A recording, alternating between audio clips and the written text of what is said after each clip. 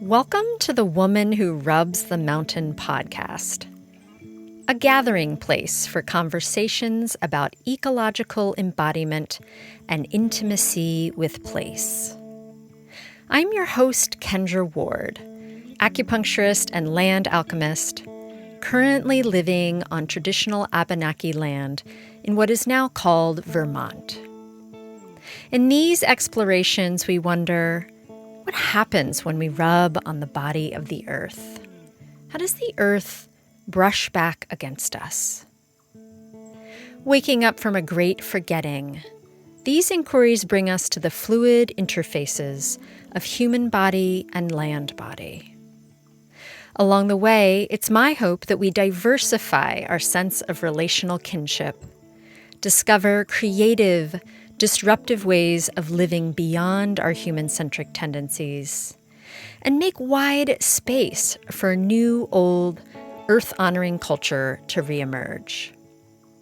Because in these joy-soaked but bleak times, falling in love with the land and the beings where we live is truly the basis of healing and reconciliation, a resistance against ecocide, and the special work of our human hearts used well.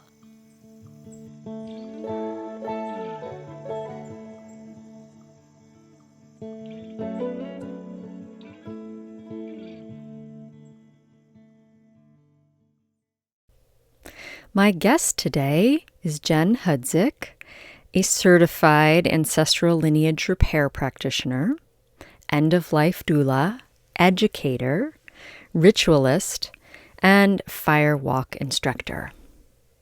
As an animist, she spent decades integrating earth-honoring practices with her former Catholic upbringing, while reviving the traditions of her European ancestors. She tends traditional Abenaki land in New Hampshire and offers online private sessions, rituals, education, and group circles.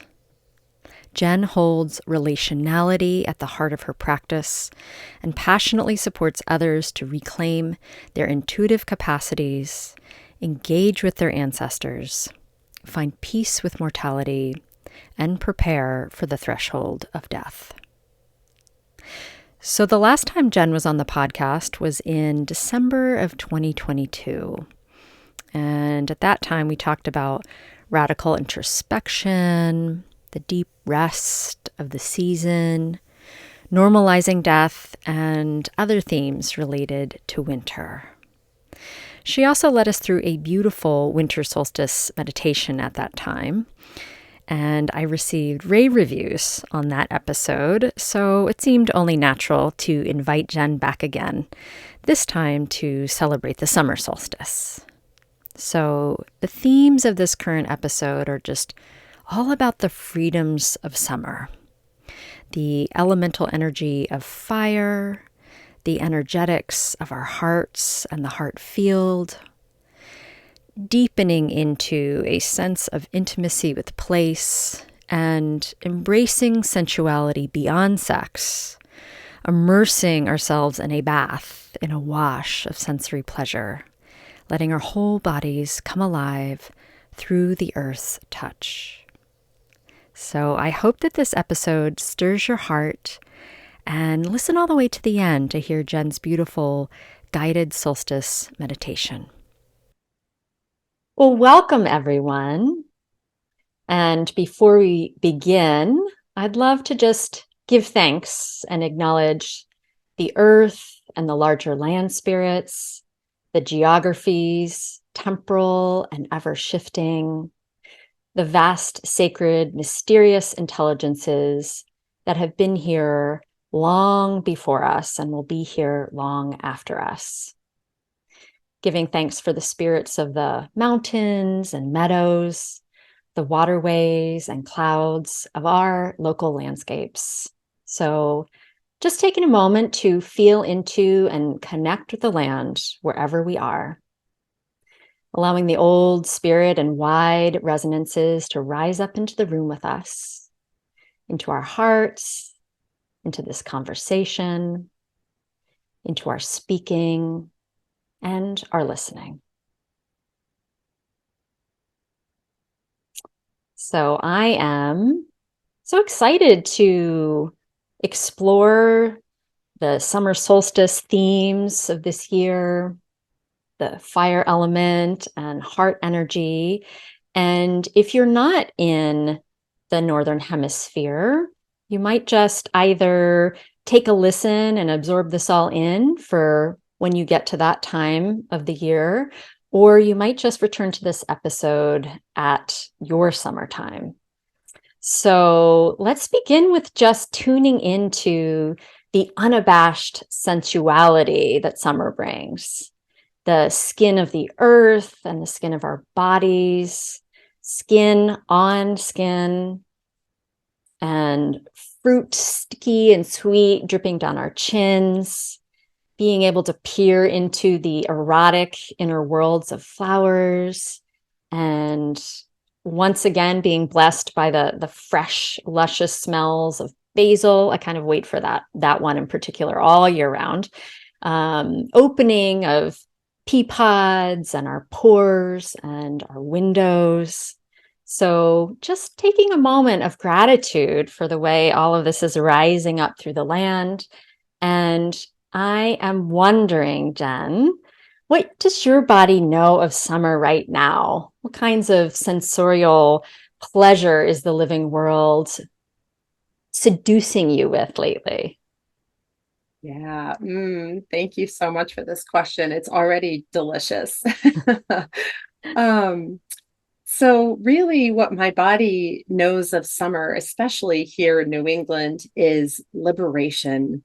My body loves being liberated, especially from the confines of the layers and layers of winter clothing and the flood of sensations that comes from skin to skin contact with the world. So I really appreciate summer as a liberating cycle in my life.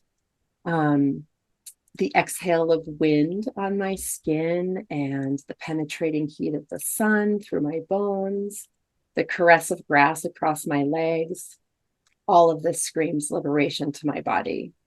And for the past year, I have had a love affair with swimming. And so our family is fortunate to spend part of the winter in a warmer climate, and just feeling myself submerged in the element of water stimulates and regulates my nervous system. And obviously, the sensation of being weightless is just one part of this equation. But then also tapping into those nuances of swimming, feeling the air bubbles rushing past my skin, or really tapping into the rhythm of my breath. It's like a full sensory buffet for me. So yeah, really just the liberation of less clothing and really deepening into relationship with the element of water. That is luscious. Water just has this ability to take us elsewhere. Do you have much experience with any wild swimming? Wild swimming. So I don't, how would we interpret that? Like ponds and rivers and, Oh, non-chlorinated waterways. oh, yes, Mhm. absolutely. I have a very deep fear and respect of the ocean, and I do swim in the ocean. And I joke with my family, who gets nervous when I'm out in the water, and I say, don't worry. It looks like I'm swimming deeply, but I'm actually just 2 feet like Mm. above the surface, Mhm. because of that fear and respect. But yeah, it's wild being in the waters of this beautiful womb of the mother ocean, and taking in her salt and her movement, and yeah, being with her living creatures is really quite something. Yeah. I start to itch a little bit when it's been too long. Like submerging in the ocean in particular, Yes. is a very, very special experience. That's beautiful. Yeah, Yeah. absolutely. Hmm. Well, since the theme of the podcast is intimacy with place, it feels like a really perfect moment to highlight pleasure as a gateway to presence with the living world. So the pleasure of loving and being loved back by all of life. And it feels kind of ironic that in this world where there's so many surface pleasures, so many comforts, so many ways to distract and numb out with pleasure, in a sense, that a deeper kind of pleasure asks us to go like hone in with our attention to praise all the gorgeousness around us. So I thought that we would maybe tune into this a little bit more, the pleasure as an essential earth honoring skill for co-creation. Yes, absolutely. Yeah. So I think that one thing that I'd like to explore just for a moment is the words intimacy and pleasure from my background and my point of view. So some people, myself included, have had, a bit of a rough journey with these concepts and the expressions of intimacy and pleasure. And so my first thought is how intimacy and pleasure have been co-opted by our hypersexualized culture. And I know that for me, growing up in the United States and also being raised Catholic really did a number on the idea of being intimate and experiencing pleasure in my life.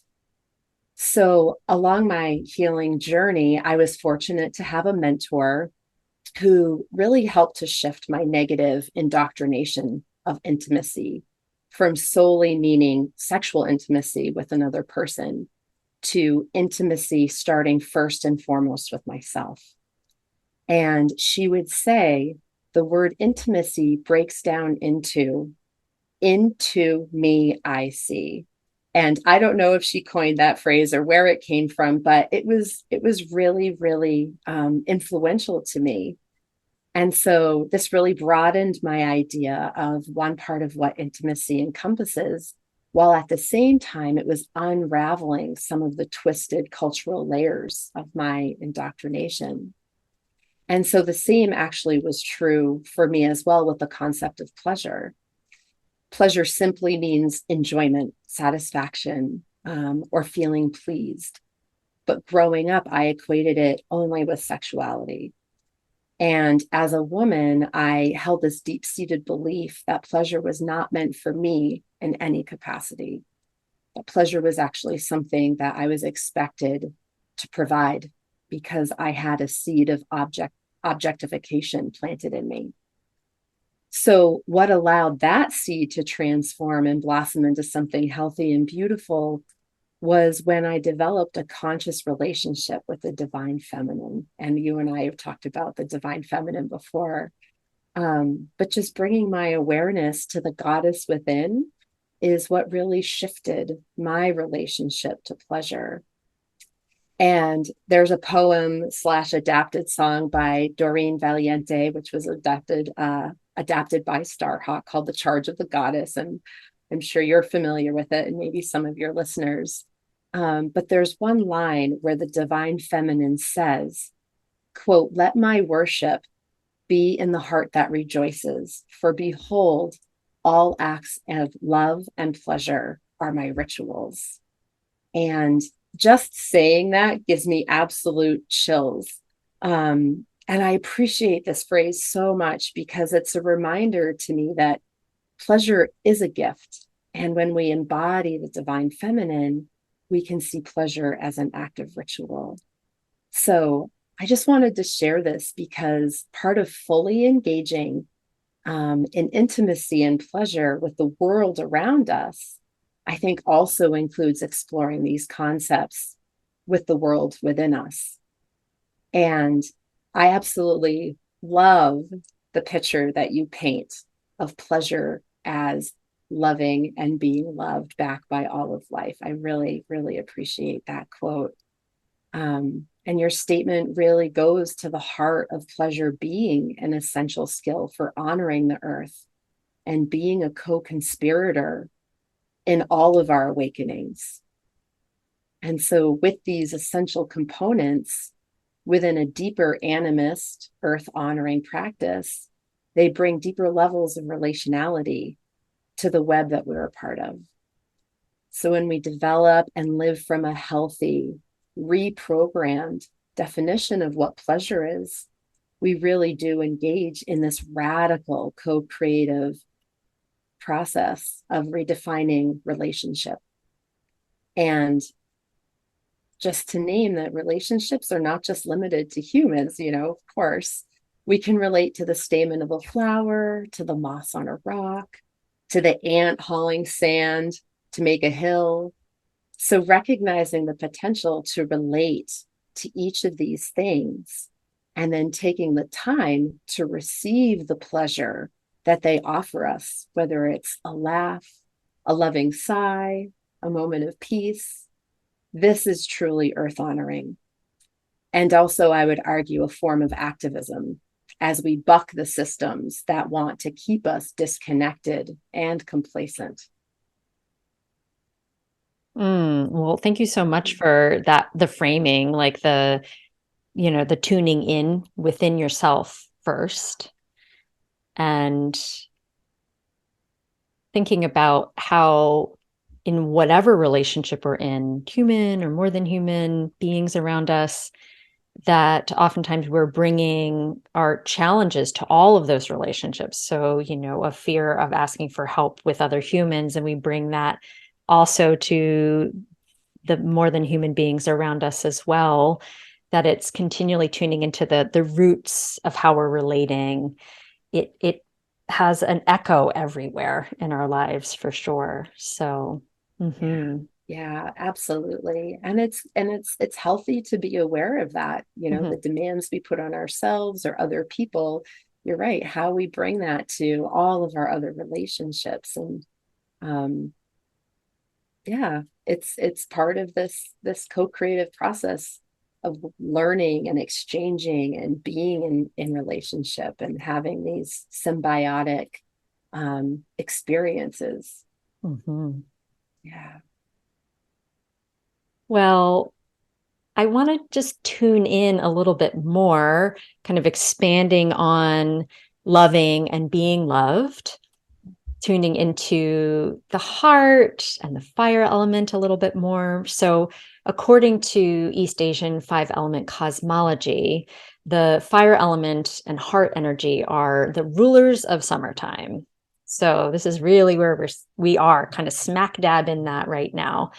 So first, I just like to take a moment to honor fire and the way it brings life and animation to our bodies. In East Asian medicine philosophy, our bodies are made up of all these little pilot fires that all talk to each other. So that feels, the way that fire sparks all of that. Also, the way it sparks our passions and our action within the world.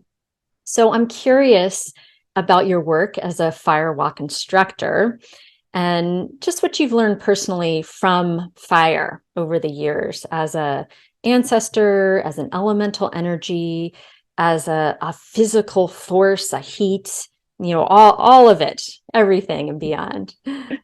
Yeah, thank you so much for this question. I could speak to fire for days and days and days. It's one of those topics that just unravels and turns itself inside out. So I will be brief. But first and foremost, I want to say that it's just such an honor to be a firewalk instructor. And it's really important to me to name my elder, Ann Sousa, who has crossed over, and the Sundor School of Firewalking for cultivating my skill set as a facilitator. Yeah, there's just so much to say. Over this winter, I taught an elemental intelligence series, and it was challenging to speak to each element within a 2-hour window of time because the elements are so timeless and ancient. What I love so much about working with all of the elements in ritual is that they give us an opportunity to stretch ourselves in very challenging ways. They hold this paradox of being both tender teachers and radical reformists. So as a firewalk instructor, I work in the radical aspect of the ritual arts. And every single moment, fire commands my attention. And it just has that effect on us. You know, when we gather around a fire or we light a candle, it's mesmerizing. And so it really does captivate our attention, and it's the recipient of our intentions. And it is the elemental energy of the spirit realm. It is the place of our ancestors, and it represents passion and vision and intuition. So working with the fire ritual connects us to, you know, all of these aspects, and also our ancestors in various ways. So when you look at fire walking around the world, it has been around for thousands of years cross-culturally. So whether walking the hot coals or jumping over a small ritual fire, you know, we're replicating the same actions as our ancestors with similar intentions. And so there's that imprint. And we really have this natural ancestral memory and a desire, I think, within our bones to commune with fire. It's primal. Our relationship and our desire to be with fire is so primal. It's just our brains that makes fear of getting intimate with fire sort of the block for us. So I enjoy so many parts of the fire walk ritual, but there is this one moment that I just want to take a second to describe. And it's when each person steps forward and they're standing at the end of a pathway of glowing coals. And you can see them go deep inside themselves in that moment as they're getting ready to step forward. And they're really at the precipice of a portal that has been opened for them into an uncharted realm. And there's this question that emerges: who is going to help you make it through this portal of fiery coals to the other side? Are you going to go it alone? Or are you going to invoke the people in your lineage who know fire intimately? And there's this invitation here to ask for support while merging with an element that will cleanse and purify anything within that needs to be transmuted. And so with that first step onto the coals, they become one with the fire, and their ancestors are the ones who birth them on the other side of that fiery pathway. And so I just wanted to just describe that moment because it's so poignant to observe people's development and their development into their relationships into their own relationship with fire. As a physical force, working with fire is like working, I think, with a wild horse. It is both unpredictable and it's fluid. It's calm one moment and it could be completely out of control another moment.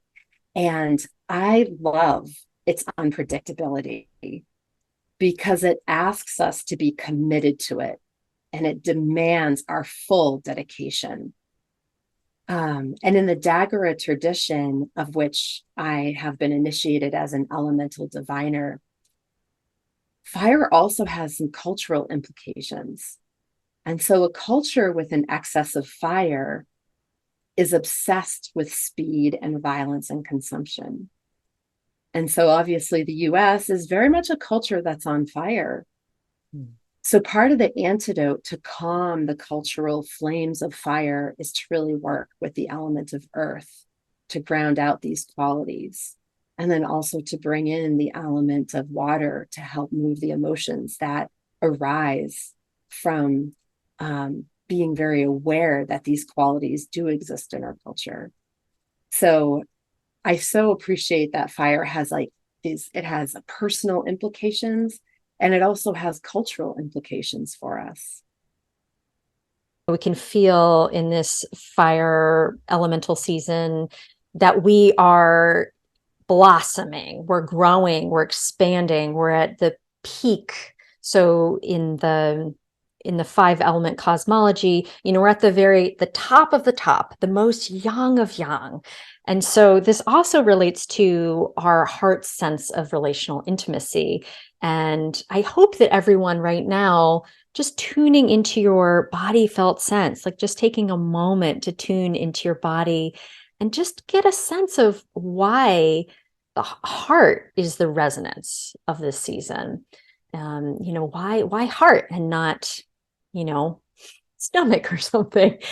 I think that if you listen, if you intuit, it will make some sense. So I feel, Jen, that you have these special insights into the realm of the heart, just by the nature of the work that you do as an end-of-life doula, holding space for both the wintering of our lives and also the blossoming of our lives, which are entirely interdependent with each other.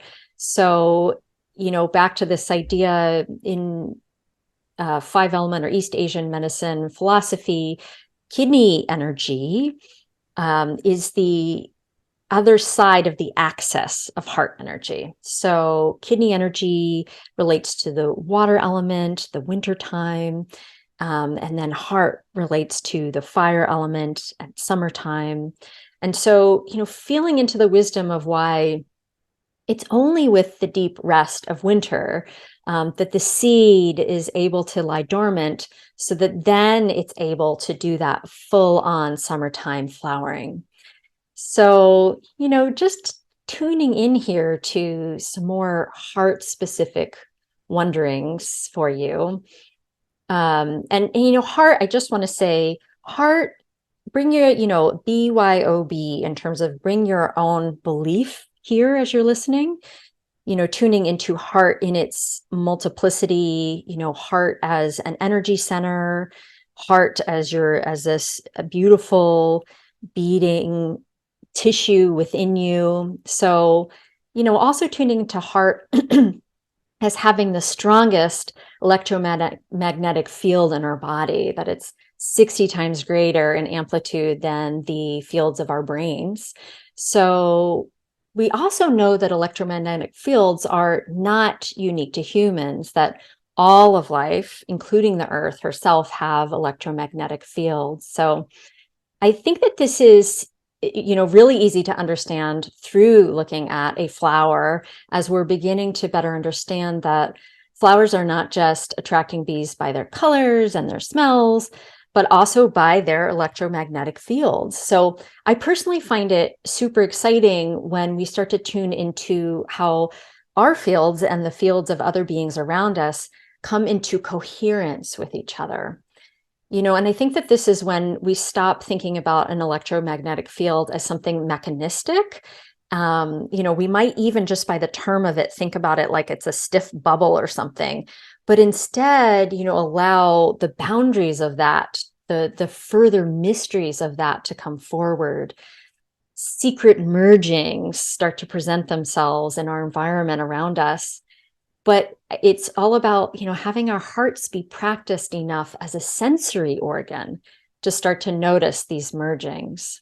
So I'm curious, in terms of thinking about the heart coherence with other beings, and this is, once again, just one single way of tuning into this, but perhaps it relates to why we feel so good when we wholeheartedly connect with another being. And, it makes me remember that the first person that we had this kind of coherence with was our mother in the womb. So, just curious to kind of tune into that a little bit further with you, thinking about heart coherence. And, I like sometimes, it's like, why does it feel so good to tune into a flower right at its peak? Right outside, I have, peonies. They're just starting to open. And there's something about when you're taking a moment longer than just the 5 seconds as you pass it, to go into the house, but instead to just really start to move into that space of coherence instead. Yeah. Yeah, absolutely. It's fascinating. I didn't know that our brains, that our hearts emitted that much amplitude, in relation to our brains. And yeah, it's interesting that you mentioned this, the peonies and they're outside your door, and taking a moment, because I also have an experience of this connection right now of being pulled into this magnetic field, of the small shrub that I have in front of our yard, and it's called a Carol Mackey.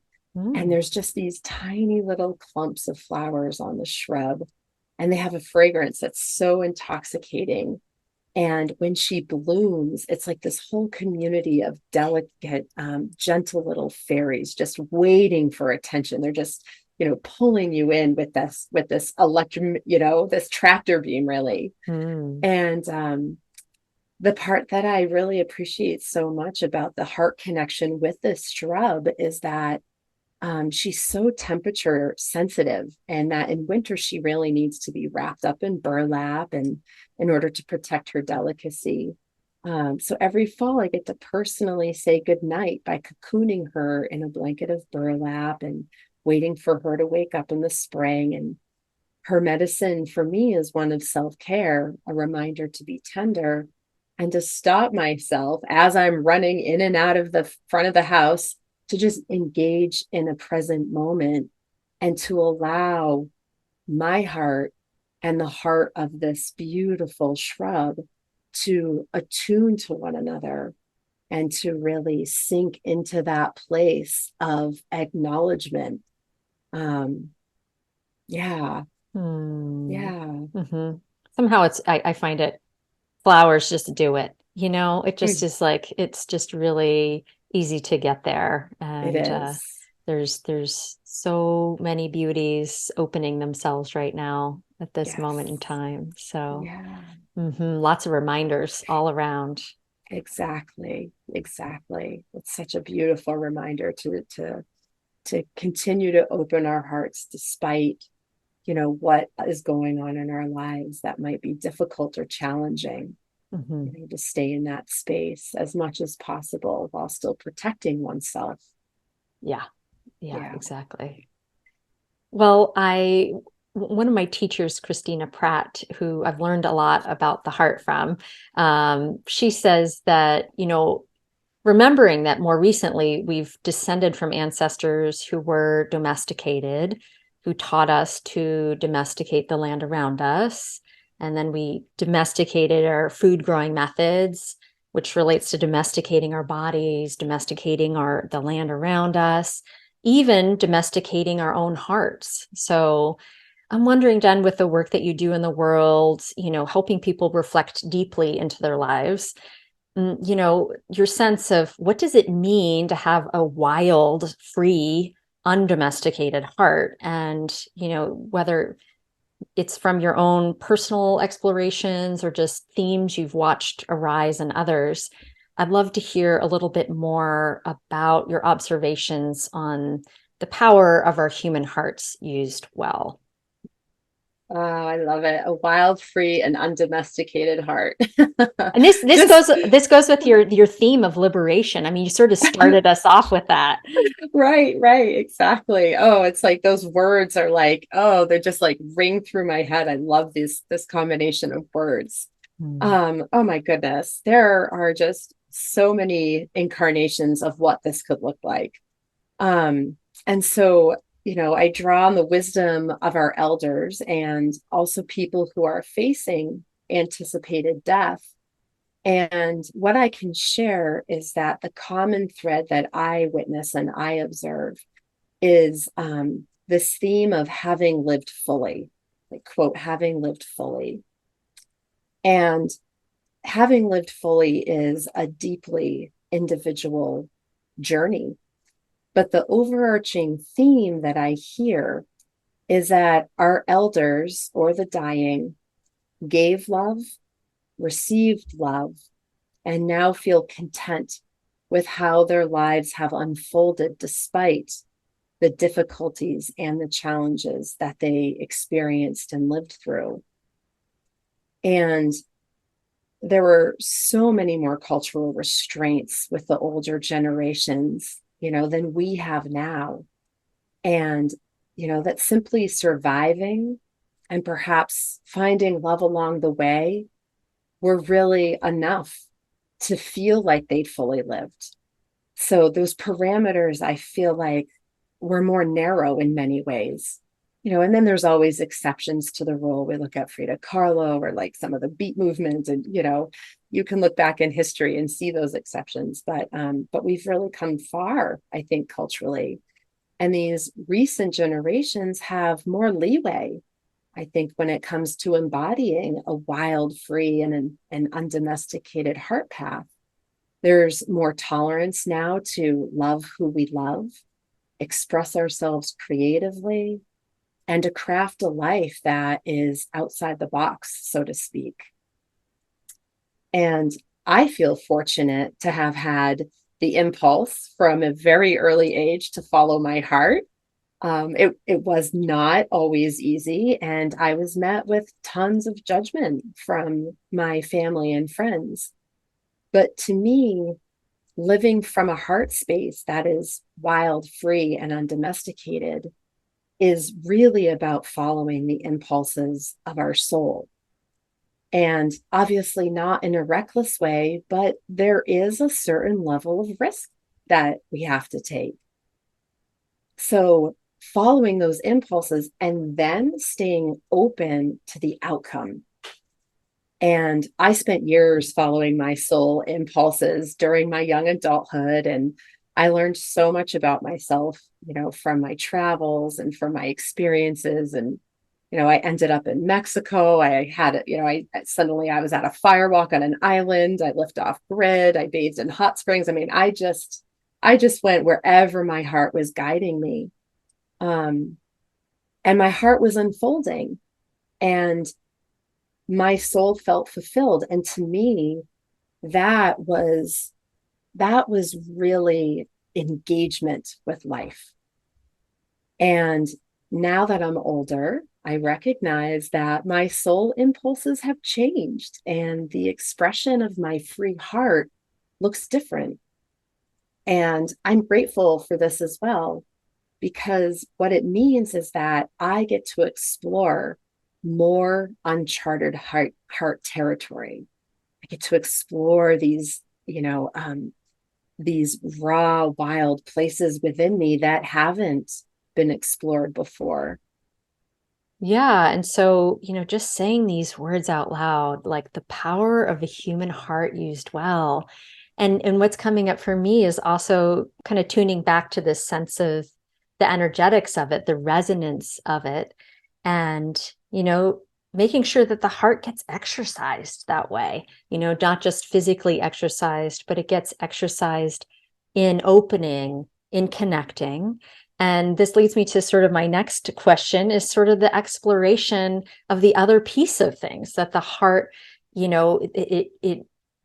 hope that it wants to open, but then also sometimes and you brought this up earlier, sort of our excessively yang dominated, fiery Western culture, that the brightness and the energy of summer can sort of aggravate our addictions to busyness and sort of the norm of being fried.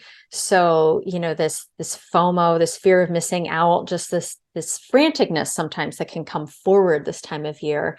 So I like to always make sure to tune into the way that the heart also has this intelligence to it, practicing, having the discernment to prevent overextending and boundary leaking and sort of this over consuming that can happen when we're swept away by the enthusiasm of summer spell making.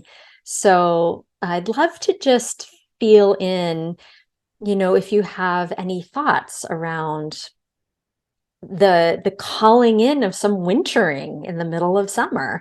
And whether sometimes I'll just encourage people to like take naps in a dark room, or it's like something really as simple as that. But it feels to me in your work as an end-of-life doula, following these themes, it's only through deeply pausing, sometimes in the dark, that we, reviewing our lives, that then we can emerge and things become richer and more purposeful. So I'd love to just feel into that a little bit further with you. Yeah, absolutely. I think, with anything, there is, alignment, and death does not wait for the winter. Death does Mhm. not wait for the fall. And that's not just the physical death of the body. That's really the small deaths that we incur on a daily basis, on a weekly basis. Divorce is happening, or the loss of a job, or, moving away from a beloved home, or, et cetera, et cetera. And, and it can be difficult, I think, with the rising energy of the summer, like you said, to get really wrapped up and to overlook the power and the potential of those small deaths to bring us deeper into ourselves, to allow us to learn and expand and grow. And also, it's really important to continuously allow ourselves the space to grieve. We can't just put grieving off for through the summer because it's summer, and we want to be at the ocean and the beach and the barbecues and this and that. Um, but to really tune in to the little deaths that are happening on a daily basis and noticing them and naming them is, I think, is really part of that balancing act that is necessary. Um, so yeah, I think that there's also this elemental piece, right, that we can pull into the balancing act. Um, and as we've spoken to before, the energy of water and the energy of earth. So specifically going back to the energy of water, it's such a cooling antidote to all the fire that is around us, particularly at this time of year. And so with the energy of fire, um, is the balancing of water. And water supports us to process our emotions, and it helps to create flow and movement with grief specifically. So, really asking water to be an ally during a time of introspection, even especially when it's happening in the summer, is really, really supportive. Um, I remember one summer a few years ago, I was going through something to be considered like an energetic dismemberment. And, I was just totally falling apart. I was an emotional wreck. I was mentally foggy. I was spiritually tapped out. And my mentor at the time prescribed a simple water ritual to help resource me during that time. And so the prescription was simply get in the water every day in some capacity to help nourish and keep your emotions flowing. And the idea was like not to like repress our emotions, but um, to create flow with them, because when they stagnate in us is when we experience a sense of density or heaviness or messiness. And so it used to be that my deepest inner work occurred during the winter months, but that's actually flipped for me over the past decade. And now my summers are often anchored with water being that elemental antidote to some of that fiery energy that is transformative. And so also utilizing the element of earth as well. And so earth is really that force that can help to ground the outward energy of fire. And so, just taking time to like lay on the earth, lift up my shirt, belly to belly, umbilical to umbilical, gardening, going to the beach and actually burying ourselves in the sand. Those are all antidotes, I think, that can keep us tethered, during these heightened months of fire, while we're while we're simultaneously tapping in, to the small deaths and the small losses that we're always going through. All of that said, it feels like a really good moment to honor another being whose electromagnetic field we are entirely dependent on, speaking of the sun. So just taking a moment to honor the turning of the wheel as we arrive at this moment at the summer solstice. And I was hoping that you might lead us in a summer solstice meditation here. I would love to. Thank you for the invitation. Yes. So, yeah, for your listeners, if you have a moment to just get comfortable in a position that allows your body to feel well supported, that allows your body to feel nourished, whether that's sitting up, laying down, dancing. Movement is very welcome during these drop-in meditations as a way to connect yourself to your trusted powers or whatever's coming through. So let's just take a moment here and maybe even close your eyes if you're in a position to do so. And always, I like to start by inviting the element of air deep into our lungs by taking a deep breath in. And a slow releasing, cleansing exhale. Just allowing our nervous systems a chance to slow down. Allowing our nervous systems a moment to reconfigure in a way that is aligned. It's a little bit slower. That's tender.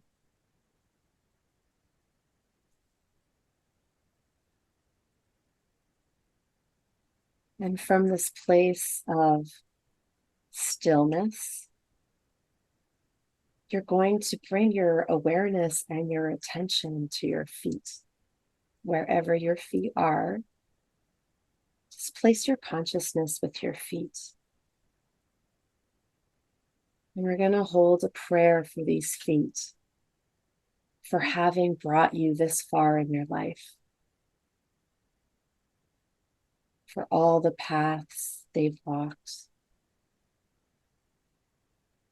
for all the hills they've climbed. Thanking these feet for the gift of bringing us to this place in our lives.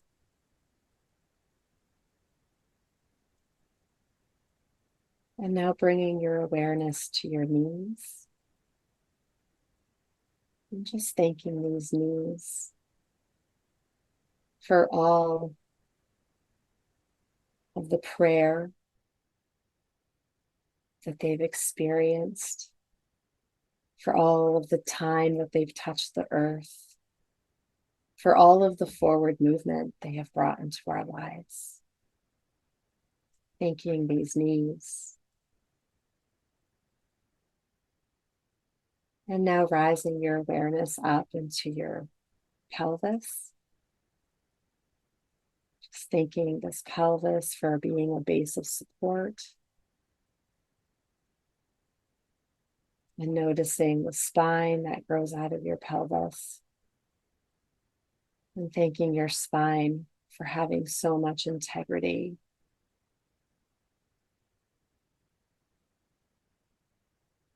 And bringing your awareness to your abdomen and to the community of organs that is operating the best that they can. Thanking this community for their functionality.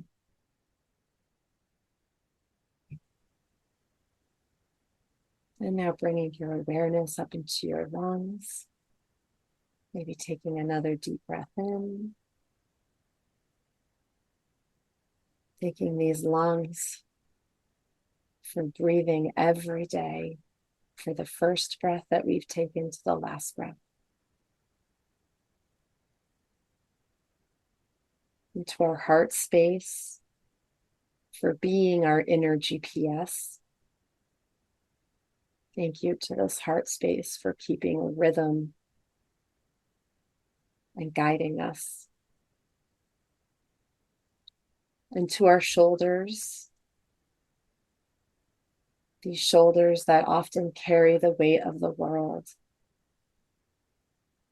Thank you to these shoulders for being so broad and strong.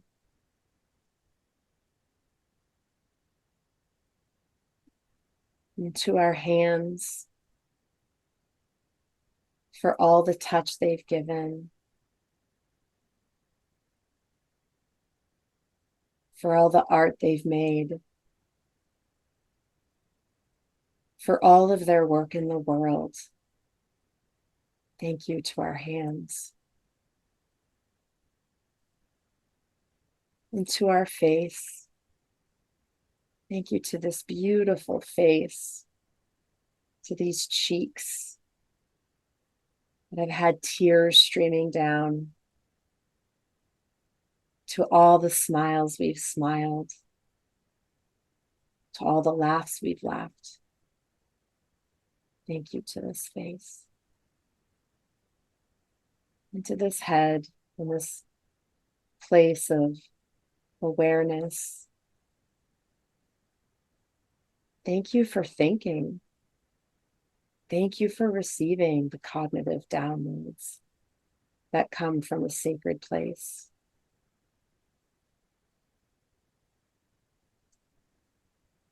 And from this place of feeling aware, grounded, and centered in this sacred body, I'm going to just take a moment and reach out to your trusted powers, whatever they may be. If you have spirit guides or allies, perhaps a special plant or an animal and spirit that you connect to, or the loving power of the cosmos. Just take a moment and allow this connection to happen.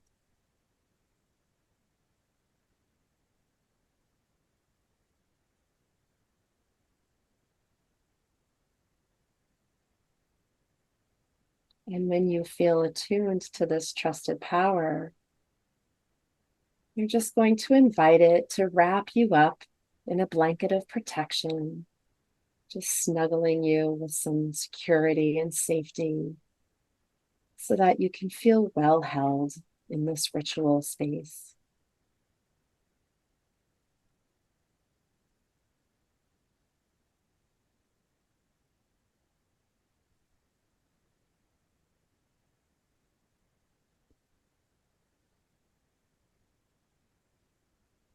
And so from this place of being grounded, connected, and protected,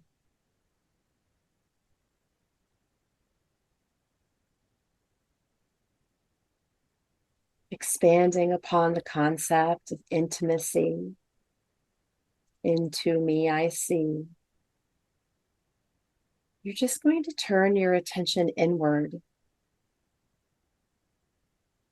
and just notice in this moment the intimacy that you are experiencing with yourself.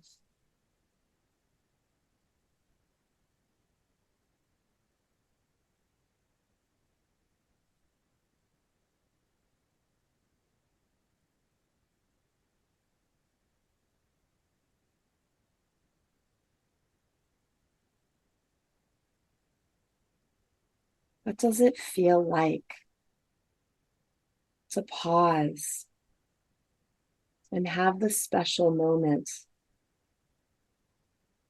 with your soul?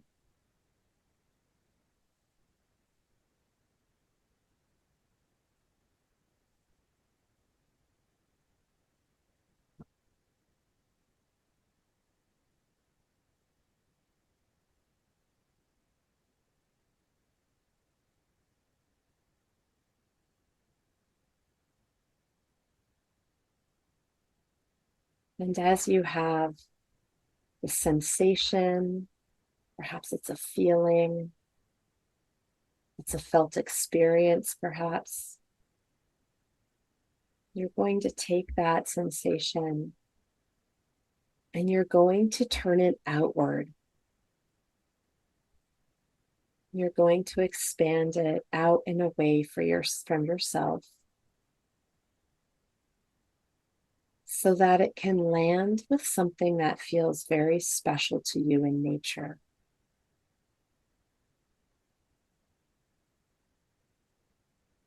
Reaching out with intimacy to connect to perhaps a flower or a bug or a rock.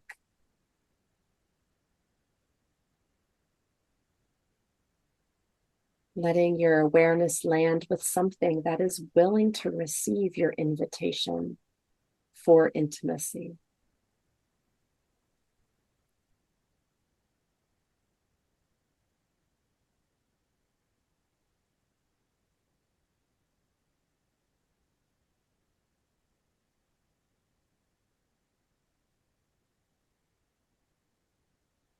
And just notice what this experience is like. Is it the same feeling of intimacy that you had with yourself? Or does it have a slightly nuanced variation?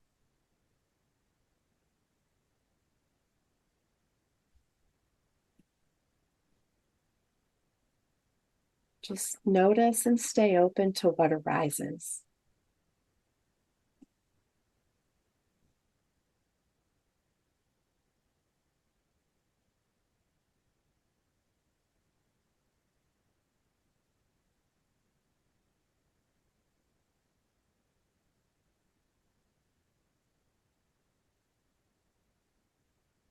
And now, with the power of the sun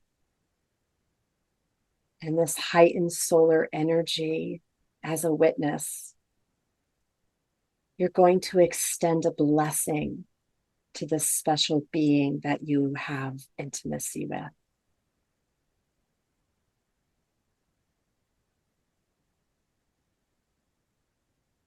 What is your prayer?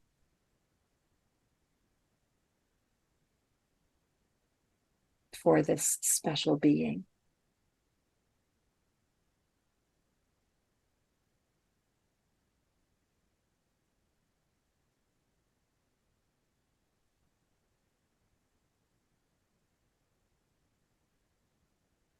And you're going to ask this special being to extend a blessing to you as well.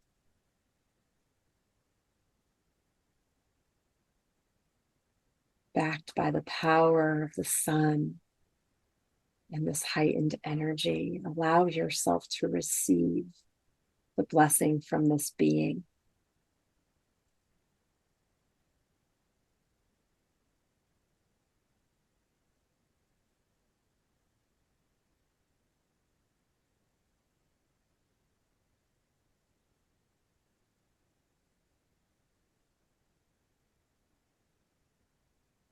And just notice what it feels like to be in a space of reciprocity, of giving and receiving.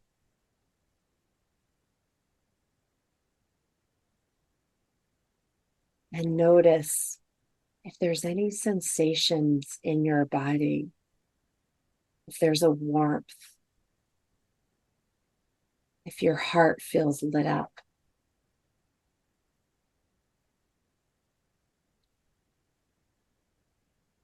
As you engage in this moment of co-creation, of relationality, and of healthy exchange.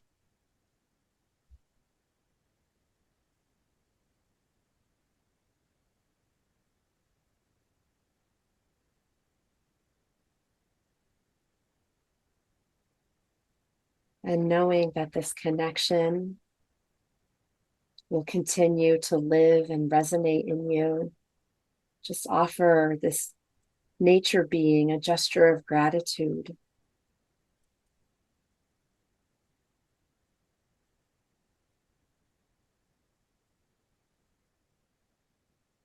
And offer yourself a gesture of gratitude as well for being willing to experience these moments of intimacy with self and with other.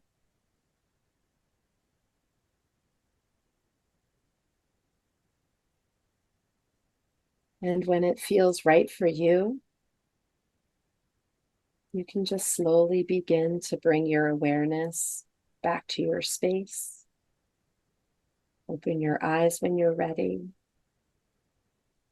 And perhaps there is some time for you to pause and take notes if that feels right for you.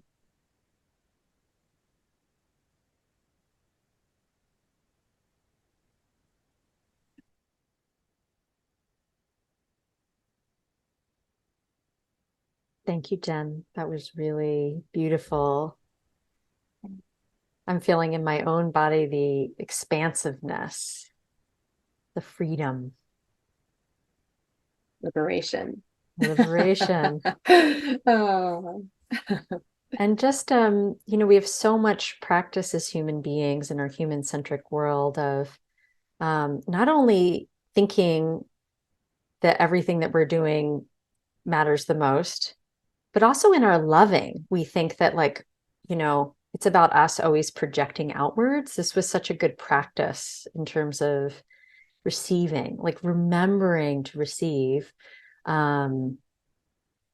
remembering to ask for help or to call in support. Or, I mean, these are skills I think we could just continue to, I'm speaking for myself primarily, but, continue like to, we have so much practice in the opposite, in sort of projecting ourselves out into the world, but instead to practice over and over again that receiving. Yes. Yeah, absolutely. The image that comes to me is like a chalice, like allow ourselves, our body, our being to be like a chalice, and um to not have shame in receiving, and to really allow ourselves to receive, because the web wants to give. I truly believe that. And we are part of that. We want to give as well. And so allowing ourselves to be resourced and nourished by our trusted powers is, again, I think it's a radical act. It's like activism. Yeah. So yeah. Thank you for Wonderful. that. Thank Yeah. you. Well, I know that you have a fire walk coming up, and I'd love, if you wanted to maybe let us know a little bit more about that, or anything else, that any offerings you have in the near future. Yeah, thank you so much for that invitation. I do have a fire walk that I'm hosting in New Hampshire, and it is June 24th. I still have space available for anybody who's feeling called to the fire. And it's a full night of ceremony and ritual and community. So it's really, really well held. Always a wonderful, wonderful group of people that show up to commune with the fire and to transform that which is not serving anymore. Um, yeah, and to be in relation with their ancestors. So I have that on the 24th of June. On July 13th, I'm teaching the art of the drum journey. And so that is an online class that I'm excited about. The drum journey is a tool that I've been using for many, many years. And so I'm excited to just teach the topography of what that can look like for people who are starting out or who want to expand upon their current practice. On August 2nd, I have a free discussion. What is ancestral lineage healing? So I'll be talking about the repair process that I facilitate, and just going over what the steps of that look like and answering questions, everything ancestral. It always proves to be a really delicious discussion. And that is a free online offering as well. And then finally, in the fall, I have a bigger series that's happening called Dreaming into Death. And this is where we use meditation and reflective prompts to craft a death care directive for ourselves, which really encompasses how we want the end of our life to look like, whether it's anticipated or sudden death. So, like, what do you want your funeral to look like? How would you like your body disposed? What are some of the rituals and ceremonies that you'd like pulled into those spaces? Are you interested in green burial, or are you wanting to go through the element of fire with cremation? So we explore those topics so that people can create a document that is laid out and very specific, so that loved ones know exactly what to do, and there isn't a scrambling to try to figure out last minute what that person who passed would have wanted. So those are a few things that are on the horizon. All really exciting. That's Yes. great. Thank you. Thank you so much for your support. Yeah. Well, thank you so much for being willing to wander into these musings of the heart with me. And it's not always, there's a lot of complexity there, as our hearts are, meant to hold a lot and to feel a lot of to be able to fully expand, and they're meant to hold all that complexity. So yeah. Yes. And thank you so much for having me again. It is always a joy to be with you. And I wish you such a blessed solstice. You as well. Yes, just praising the season right now. It is really it's short and precious and gorgeous. So Yes. yeah. Yes. Thank you so much, Kendra. Well, much gratitude to everyone listening here with us for spending this time with us as well. And if there was anything that moved you or felt particularly a benefit to you, please do consider supporting the show with a review or subscribing to the podcast ongoingly. And may we just continue to discover new ways while also remembering old ways of relating and being in kinship, as we continue to bring an open-armed adoration and devotion for this wild earth. And I look forward to seeing you on the next episode.